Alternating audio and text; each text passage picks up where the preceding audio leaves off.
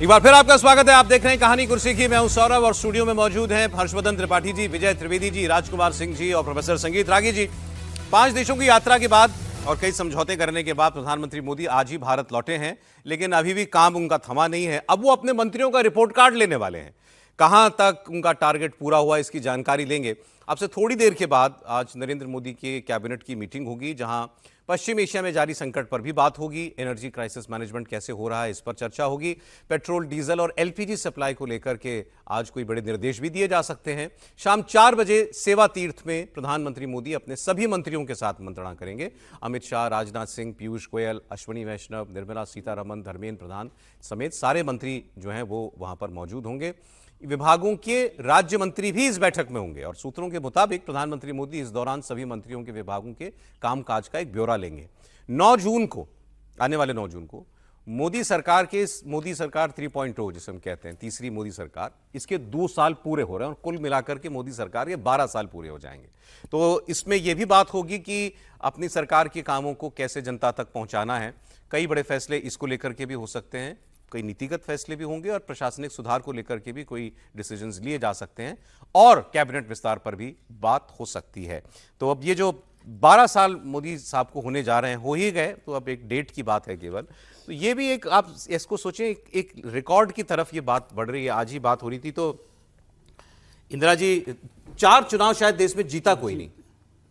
नेहरू जी 4 बार प्रधानमंत्री बने, लेकिन पहली बार तो अनइलेक्टेड बने थे। जब आजादी के बाद बने तो अनइलेक्टेड बने थे, उस वक्त तो चुनाव हुआ नहीं था। पहला चुनाव 1952 में हुआ। उस हिसाब से देखें तो वो भी 3 ही चुनाव जीते। इंदिरा जी भी 3 ही चुनाव जीती। मोदी जी 4थे चुनाव की तैयारी कर रहे हैं, तो ये एक रिकॉर्ड हो जाएगा।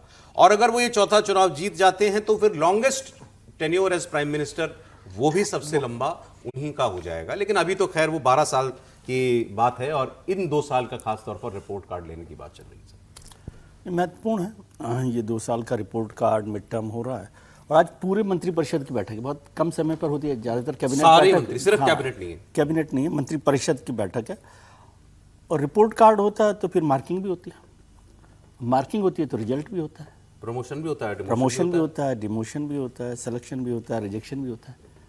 तो बहुत सारे लोग इस बैठक के बाद उस नए सूट सिलवाने का ऑर्डर दे दिया है। कुछ लोग अपना सूट जो है कबर्ड में रखने की तैयारी कर रहे हैं। ये इसकी खबर है। बाकी सब तो प्रधानमंत्री तो ये तो करते ही हैं हमेशा कि भाई सरकार के कामकाज को लेकर। और नितिन नवीन साहब जो दूसरा काम कर रहे हैं, वहां पर भी ये सारा चल रहा है। वो भी बहुत जल्दी होने वाला है, मुझे लगता है कि तो वो सरकार और पार्टी का जो दोनों में सारे, हाँ, मतलब दोनों में वो वक्त आ गया है, वो आ गया। डेंटिंग पेंटिंग का वक्त है। अच्छा, वहां तो बिल्कुल पूरा ही घर का बदलने वाले हैं, तो उसमें बहुत बड़ा काम होने वाला है संगठन में। तो ऐसी जो जानकारी मुझे मिली है, नए अध्यक्ष तो नई टीम तो बनी रही है।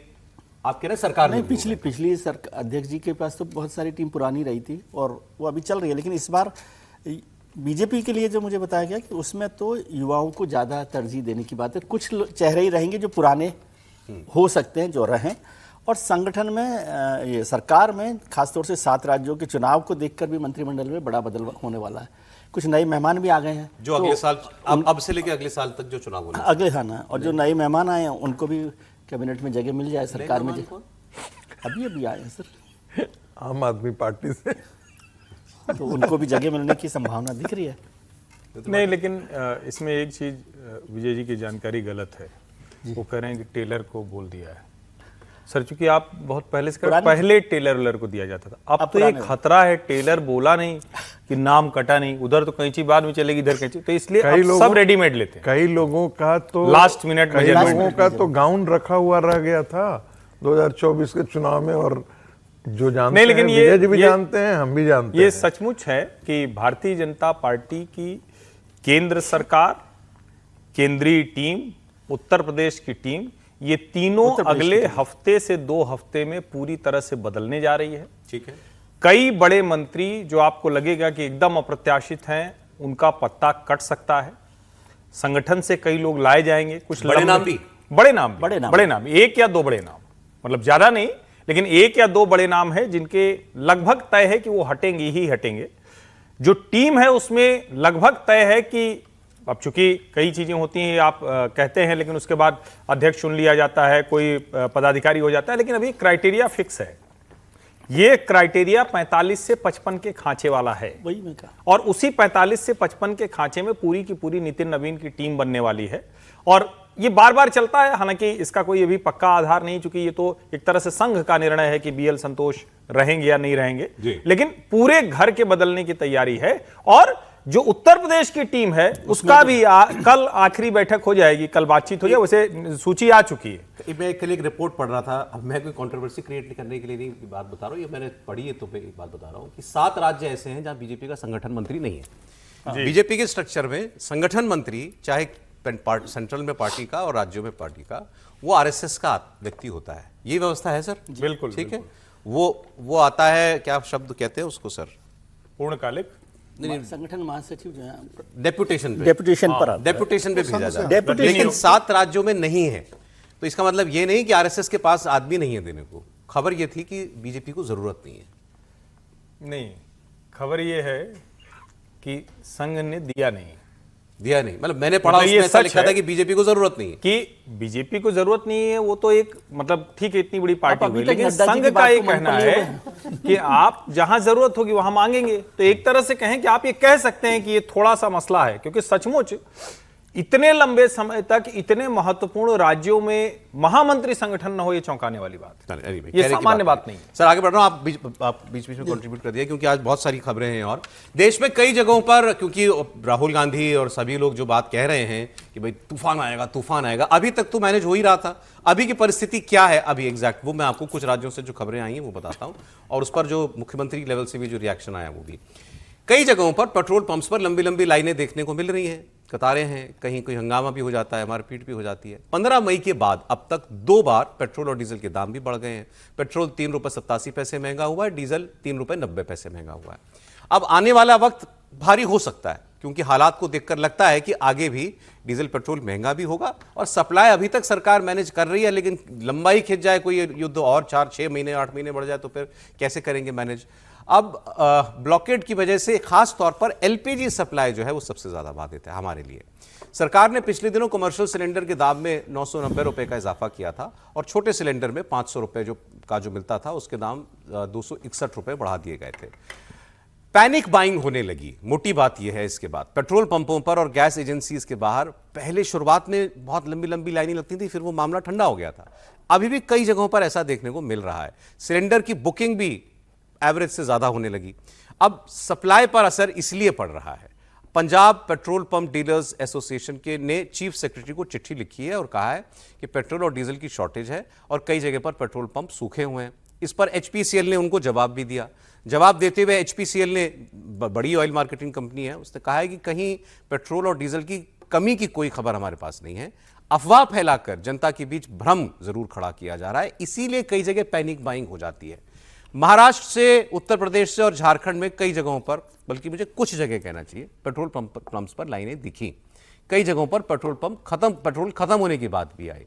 महाराष्ट्र के मुख्यमंत्री देवेंद्र फडणवीस ने इसके बारे में बताया। उन्होंने कहा कि जहां पेट्रोल नहीं मिलता उसकी वजह यह है, जो पहले भी हुआ था शुरुआत में, अगर वहां पर दिन में 1 लाख लीटर तेल बिकता है और अचानक वो 1.5 गुना 2 गुना उसकी मांग आ जाए, तो जाहिर है कि वो अगर पूरा दिन चलता था पंप, तो आधे दिन में खत्म हो जाएगा उसका स्टॉक, फिर नया स्टॉक आने में वक्त लगेगा। उतना वक्त उस पेट्रोल पंप को आप ड्राई कह सकते हैं। लेकिन इसका मतलब ये नहीं है कि जो नॉर्मल प्रक्रिया है में जितना पेट्रोल उसको मिलता था, ईंधन मिलता था, वो नहीं है, वो सप्लाई में कहीं दिक्कत है, ऐसा नहीं है। देवेंद्र फडणवीस। पेट्रोल डीजल की जो आपूर्ति है, जितनी मात्रा में चाहिए उतनी मात्रा में वो आपूर्ति महाराष्ट्र को उपलब्ध हो रही है। केवल अफवाहों के कारण जो पैनिक तैयार होता है, उससे सप्लाई चेन डिसरप्ट होती है, क्योंकि वर्षों के अनुभव से सप्लाई चेन तैयार होती है। जो हम लोग स्टोरेजेस तैयार करते हैं वो भी वर्षों के अनुभव से करते हैं। एक तालुके में कितना पेट्रोल लगता है, कितना डीजल लगता है, इसके आधार पर ही वहां पर स्टोरेज की व्यवस्था होती है। और अचानक अफवाहों पर विश्वास रख के लोग जब लाइन लगाकर आवश्यकता से ज्यादा पेट्रोल डीजल भरना चालू करते हैं और पेट्रोल डीजल को अपने आप पर स्टॉक करना चालू करते हैं, ऐसे समय फिर ये सप्लाई चेन डिस्टर्ब होती है और इससे आपूर्ति में कमी तैयार होती है। सर बात इतनी है जितनी भी मुख्यमंत्री जी ने बताई या इससे ज्यादा है? मुझे लगता है वो स्थितियों का सरलीकरण कर रहे हैं। पैनिक बाइंग वाली बात युद्ध शुरू होने के हफ्ते 10 दिन तक तो ठीक थी, अब उस बात को हो गए लगभग 2.5 महीने से ऊपर। तो अब पैनिक बाइंग वाली बात नहीं है, अब वास्तव में सप्लाई चेन जो बाधित हो रही है उसका नतीजा कहीं न कहीं दिख रहा है। आप अगर कार यूज कर रहे हैं टैंक फुल करा लेंगे, खत्म होने के बाद ही दोबारा जाएंगे ना। हाँ। रोज तो नहीं जाके खड़े हो जाएंगे। मैं रखूंगा कहाँ? बाइक में फुल होने के बाद ही आप दोबारा तभी जाएंगे। सिलेंडर आपके पास 1 है 2 हैं, खत्म होने के बाद ही आप बुक कराएंगे, पहले तो करा नहीं देंगे। तीसरी बात यह है कि सरकार थोड़ा सा चीजों को सही पर्सपेक्टिव में रखे। देखिए अभी आप देवेंद्र फडणवीस बोल रहे थे, लेकिन पंजाब के पेट्रोल डीलर एसोसिएशन ने चिट्ठी लिखी है, वो उसका HPCL जवाब ने उसी का जवाब दिया ना दे, कि कहीं शॉर्टेज नहीं है। वो समझ में आता है HPCL जवाब दे। लेकिन मैं आपको राजस्थान की खबर बता रहा हूँ, राजस्थान में हालत ये है और उसकी कैपिटल में जयपुर में 4-4, 5-5 घंटे पेट्रोल पंप ड्राई हैं। बाइक में कई जिलों में 100 रुपए से ज्यादा का पेट्रोल नहीं दिया जा रहा है। तो ये नौबत क्यों आ रही? यानी आपके शॉर्टेज है। 4-4, 5-5 घंटे पेट्रोल पंप ड्राई है। ये जयपुर की खबर है और मीडिया की खबर है, पॉलिटिकल आरोप प्रत्यारोप नहीं है। जो अखबारों में और मीडिया में जो खबरें आई वो है।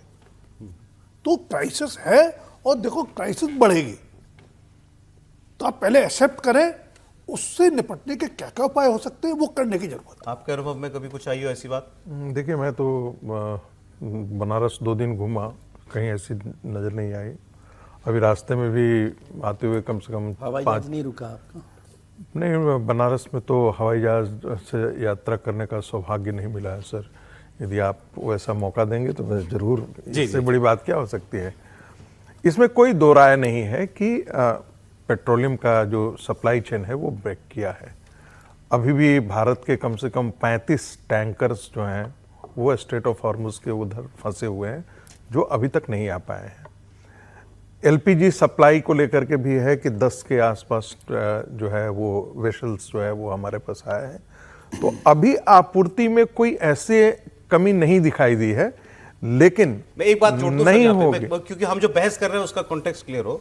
सरकार ये कहती है कि सप्लाई में कहीं कोई प्रॉब्लम नहीं है, प्रॉब्लम जो आएगी वो कॉस्ट की है, महंगा हो सकता है, लेकिन सप्लाई बाधित है ऐसा नहीं है। देखिए वो एसी का ये इसका कारण क्या है, आपने अभी आप देखे होंगे कि रसिया से जो सप्लाई है 26 लाख मेट्रिक ये बैरल पर डे का सप्लाई जो है रसिया में अप्रैल महीने में हुआ था। नहीं अभी बढ़ा दिया है, आज की खबर है कि रशिया से उन्होंने और बढ़ा, मैंने 42% टोटल के आसपास रसिया से इंपोर्ट करना शुरू कर दिया है।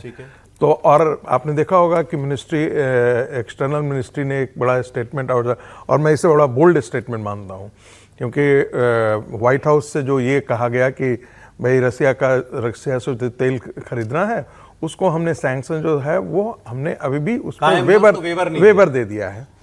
तो विदेश मंत्रालय का स्टेटमेंट था कि सैंक्शन हो या नहीं हो, भारत रसिया से तेल खरीदना जारी रहेगा। विदेश मंत्रालय उसके साथ साथ अमेरिका से भी, वेनेजुएला से भी ये जो डाइवर्सिफाई किया है, तो स्वाभाविक है कि इतनी दूरी से आने में कॉस्ट बढ़ेगा। मंत्रालय की सचिव ने कहा। मैं वही कह रहा हूं, उस खबर पर बहुत उस तरह से चर्चा नहीं हुई। पेट्रोलियम प्राकृतिक गैस मंत्रालय की जो ज्वाइंट सेक्रेटरी हैं सुजाता शर्मा, उन्होंने जो डेली ब्रीफिंग उनकी होती है, उन्होंने साफ साफ कहा कि भारत रशिया से तेल खरीद रहा था, खरीद रहा है और खरीदता रहेगा।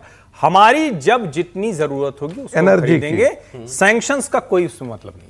ये बहुत बोल्ड स्टेटमेंट है, बहुत बोल्ड स्टेटमेंट। अब इसी से जुड़ी एक खबर आपको मैं बताता हूं, इसकी अगली खबर पर आ जाएगी। ये ब्लूमबर्ग की खबर है, और खबर क्योंकि मैं खास तौर पर नाम लेके उनको क्रेडिट देके इसलिए कह रहा हूं क्योंकि भारत सरकार की तरफ से अभी तक इस पर कोई रिएक्शन नहीं है, लेकिन उन्होंने अपने सोर्सेज से कोट करके एक खबर की है। और अगर ऐसा है तो ये बहुत बड़ी खबर है कि भारत अब ये तैयारी कर रहा है। हमारे जहाज फंसे हुए थे वहां, कहां? स्ट्रेट ऑफ हॉर्मुज के पीछे पर्शियन गल्फ में। हमें वहां से अपने जहाज निकाल लेते, हमारे जहाज निकल के आ गए, 15 टैंकर या कुछ टैंकर, हमारे टैंकर वहां से निकल के आ गए। अब भारत ये तैयारी कर रहा है, ऐसा ब्लूमबर्ग कह रहा है कि मैं अपना जहाज स्ट्रेट ऑफ हॉर्मुज क्रॉस करा के उस पार भेजने के लिए तैयार हूं और वहीं से मैं तेल लाना चाहता हूं। ये खबर कह रही है। यह बहुत बड़ी बात है। इसमें क्या करना होगा? अगर ये करना है, आपको ईरान को भी मनाना पड़ेगा और अमेरिका को भी तैयार करना पड़ेगा। इस पार अमेरिका बैठा है स्ट्रेट ऑफ हॉर्मुज के, उससे कहेंगे मेरा जहाज जाने दे, वो आपका जहाज जाने देगा। तो वहां ईरान बैठा है, उससे कहा जाएगा मेरा जहाज जाने दे, फिर आप वहां जाओगे, तेल लेकर के आओगे, फिर उस टैंकर को बाहर निकालोगे। इसमें जोखिम बहुत है, बहुत खतरा है इसके अंदर। लेकिन अगर ऐसा हो रहा है तो फिर सारा संकट ही क्यों हुआ हमारे लिए कि हमारा वो मेन जो सप्लाई रूट था वो बंद हो गया। हम कह रहे हैं हम खतरा मोल लेने को तैयार हैं, लाएंगे हम वहीं से। अगर ऐसा होता है तो ये बहुत बड़ी डेवलपमेंट हो बीच जाएगी। में तो एक ऐसी भी खबर थी कि इंडिया जो है वो एयरक्राफ्ट कैरियर भी जो है हॉर्मुज के मुहाने तक भेजने के लिए तैयार है। ये खबर पुष्ट नहीं हो सकी, लेकिन ये 3-4 दिनों तक बहुत खबर चली थी कि India wants to flex muscle जा करके कि हम अपने जहाजों को लेकर के आएंगे, बाकी दुनिया का हम नहीं जानते। इसमें तो आपको डिप्लोमेसी का सहारा लेना पड़ेगा, लेकिन हर्षवर्धन जी ये मुमकिन है?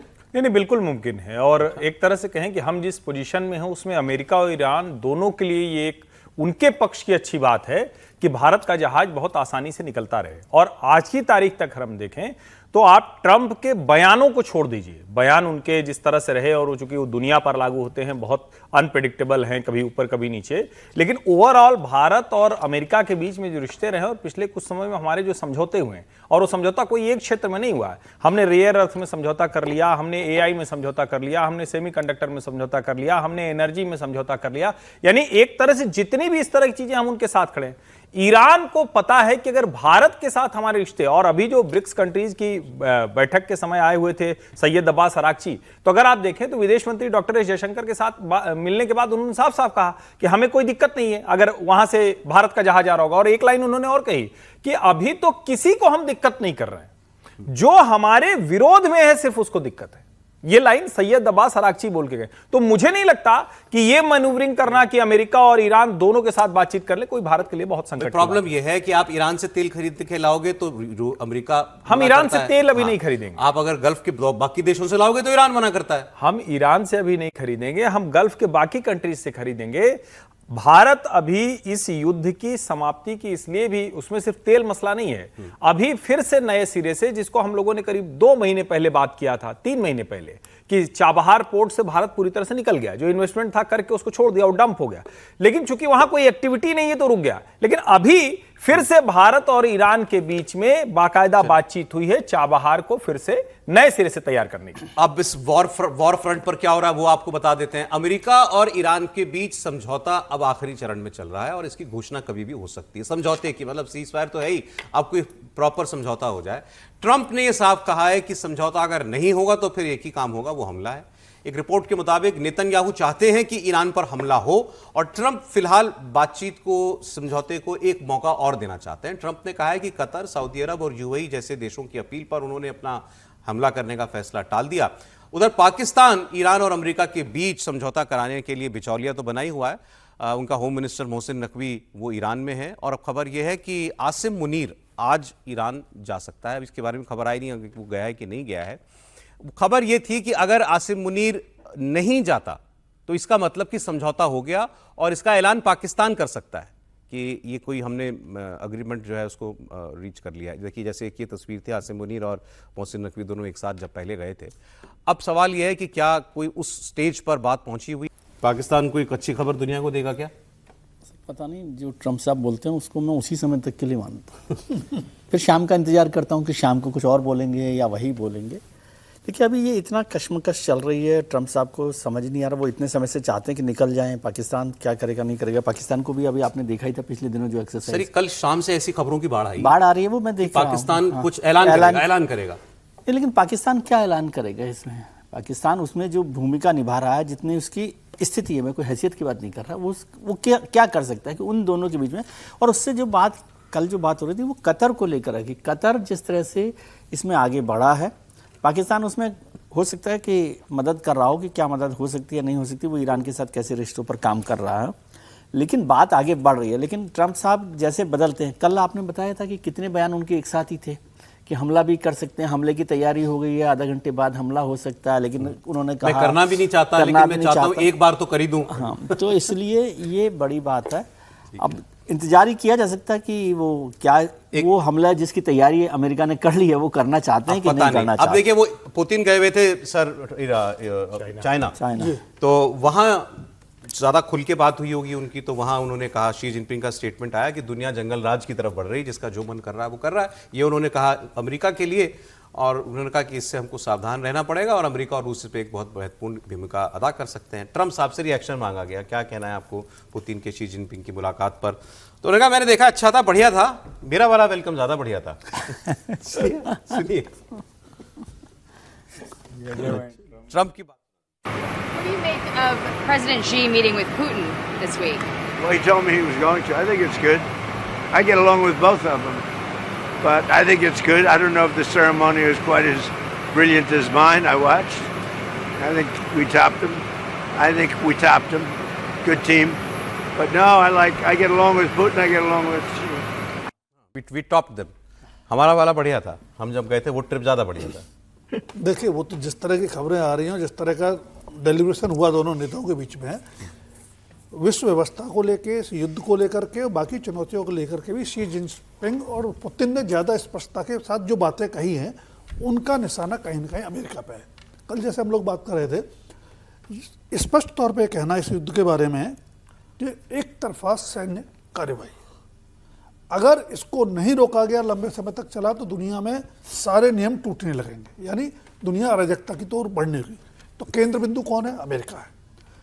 जहाँ तक ट्रंप का सवाल है युद्ध को लेकर के, समझौते की संभावनाओं को लेकर, तो ये डे वन से नैरेटिव चल रहा है, पता नहीं चल रहा है कि चलाया जा रहा है कि इजराइल चाहता है युद्ध चलता रहे, जी हाँ, अमेरिका चाहता है कि समाप्त हो जाए। पहले ये भी कहा गया कि अमेरिका चाहता ही नहीं था कि युद्ध हो, इजराइल ने करवाया। तो ये बहुत अस्पष्ट स्थिति है। लेकिन एक बात तय है कि निकलना ट्रंप चाहते हैं सर। बात फिर भी वहीं अटकी हुई है। ठीक है, इतने दौर की बातचीत हो गई, प्रस्तावों का आदान प्रदान हो गया, अभी भी 5 मुद्दों पर दोनों देशों में असहमति। बस मैं अपनी जीत कैसे डिक्लेयर कर दूं? हाँ सर, बहुत शॉर्ट में सब। देखिए, टारगेट तो इस प्रकार से रसिया के लिए भी किया जा सकता है कि भाई यूक्रेन पर हमला, तो आपने जंगल राज के सबूत आपने क्रीमिया उससे छीन लिया था, बिल्कुल और ताकत के बल पर छीना। अभी भी जो आप घुस गए हैं इस एप्रहेंशन पे, जैसे मान ले कि हम घुस जाए कि पाकिस्तान जो है वो अमेरिका पाकिस्तान के साथ आकर के खड़ा होने वाला है, हम पाकिस्तान पे अटैक कर दें, तो ये तो वैसे ही हुआ ना। ठीक है सर, कि नाटो वहां तक आ रही है, उसको प्रियम्प्ट करने के लिए हम उस पर सर दुनिया तो ऐसी ही चलती आई है, लेकिन ये तो अब